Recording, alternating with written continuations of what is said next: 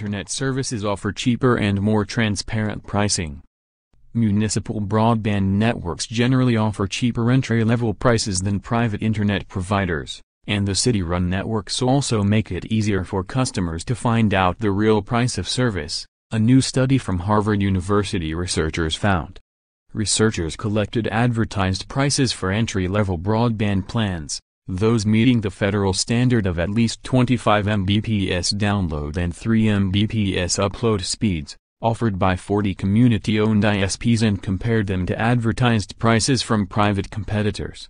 The report by researchers at the Berkman Klein Center for Internet and Society at Harvard doesn't provide a complete picture of municipal versus private pricing. But that's largely because data about private ISPs prices is often more difficult to get than information about municipal network pricing, the report says. Further, ReadingSorry, Comcast. Voters say yes to city-run broadband in Colorado. In cases where the researchers were able to compare municipal prices to private ISP prices, the city-run networks almost always offered lower prices. This may help explain why the broadband industry has repeatedly fought against the expansion of municipal broadband networks.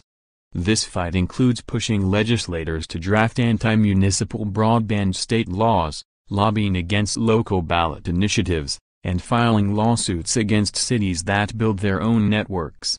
The Berkman Klein Center report says, "We found that most community-owned FTTH, fiber to the home, networks charged less and offered prices that were clear and unchanging, whereas private ISPs typically charged initial low promotional or teaser rates that later sharply rose, usually after 12 months.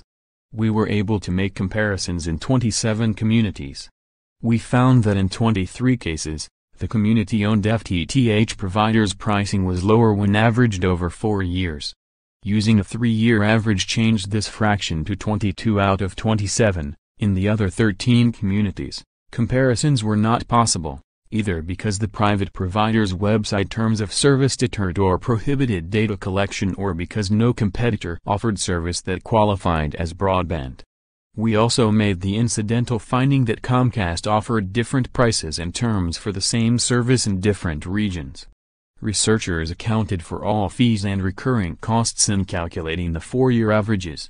In communities where municipal prices were lower than those charged by private ISPs, pricing from municipal ISPs were between 2.9% and 50% less than the lowest cost such service offered by a private provider, or providers, in that market, the study said. In the other 4 cases, a private provider's service cost between 6.9% and 30.5% less. The biggest disparity found was in Lafayette, Louisiana, where the Lafayette Utilities Systems offered a 50% savings compared to KTC Pace and a 34.2% savings compared to Cox. The municipal provider's prices were better, even though its entry-level broadband speeds were 60 Mbps down and 60 Mbps up, while the entry-level KTC Pace and Cox plans offered 50 Mbps down and just 5 Mbps up. In Seguin, Michigan, the municipal provider was 43.8% cheaper than Comcast, despite offering faster speeds in the entry-level broadband tier. Municipal providers beat the pricing of Comcast, Charter, Wave, and Mediacom in other cities. The raw data used in the Harvard report is available here. Check out page 8 of the report to see the full version of this chart and footnotes. The researchers chose the communities included in the report from data collected by the Institute for Local Self-Reliance, ILSR, which had identified about 400 community-owned networks in the U.S. We focused specifically on 40 community networks on the ILSR's list that offer fiber to the home, FTTH, service, as opposed to service from DSL, coaxial cable, or hybrid technology, the study said. It's impressive that community-run fiber networks are so often cheaper than private cable services. For several reasons outlined in the report, we reasoned that a targeted study of community-owned FTTH networks provided a valid subset and would be fair to the local private competitors because fiber is the most expensive technology to deploy and would have been installed more recently, with capital costs still being paid off in many cases. In addition, fiber, the most advanced and versatile technology, is the likely choice for any future network construction. There are caveats in the report, notably that it doesn't include pricing from AT&T and Verizon. We did not collect data from AT&T because of prohibitions contained in the terms of service posted on AT&T's website, and we did not collect data from Verizon because of prohibitions contained in the terms of service posted on Verizon's website, the report says.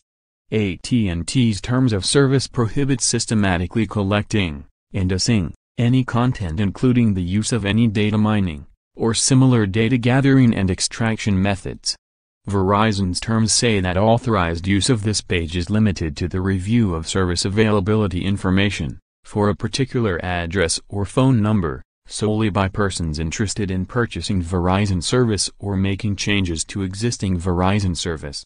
While it is possible to get some pricing information from these ISPs' websites, the study authors chose not to use it based on legal advice they received, co-author David Talbot told Ars.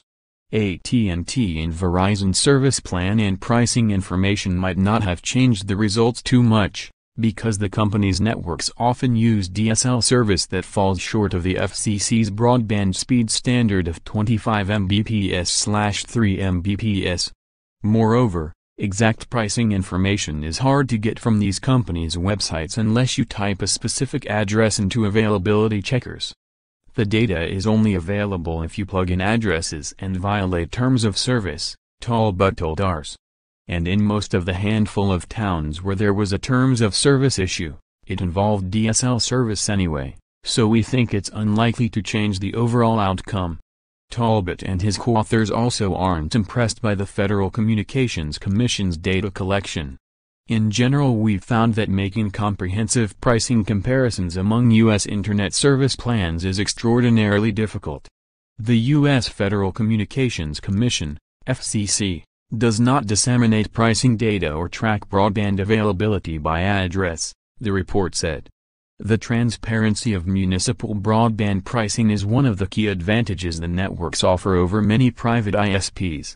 Of the 35 private Internet access plans we encountered in our data collection, 25 offered low-cost initial promotional, or teaser, rates and then increased the rate substantially at the conclusion of the initial period, typically 12 months, the report said.